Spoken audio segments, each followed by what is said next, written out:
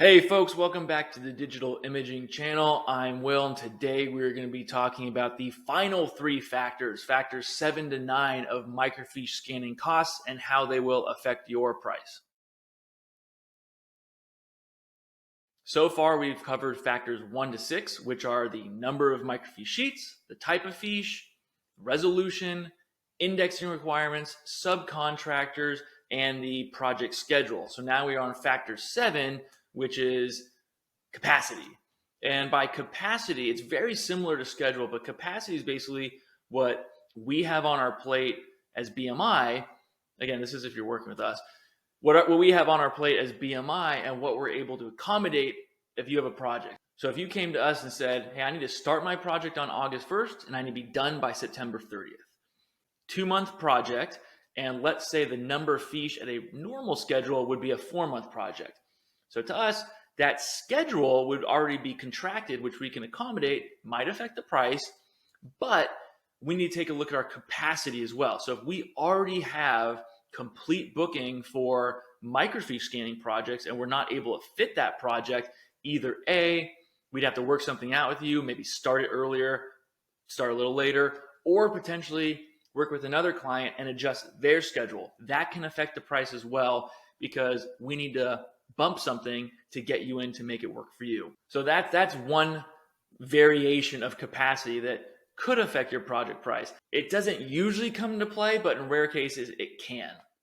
Factor number 8 is OCR, or optical character recognition, which is basically taking your images and then turning them into text searchable records. OCR is something that, depending on the scale of the project, the size, it might be something that can be included, or depending on how many images need to be processed through OCR, there may be a little extra charge in there for OCR. Again, it comes down to your project specifics. It could affect your price, not guaranteeing that it will, but it's something to consider that if you need text searchable records, it actually does take longer for your project to process, because once the images are scanned, they go through a separate process to have OCR applied to them.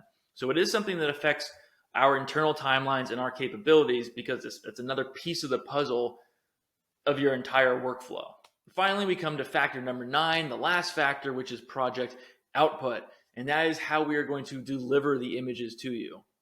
In general, there are 2 main methods of delivery if you work with us, one of which is what we call the traditional method, which is likely what you think of when you hear digitization or scanning, such as getting PDFs or TIFFs or JPEGs. You're getting multi-page files delivered on a hard drive or something like that. That's a traditional method. The other method is what's our digital reel solution, which we have a hosted application. We put your images and data into that, and then you access that via a secure web portal. So depending on which option you choose, that could affect the price of your project. But those are the main options: traditional, digital reel.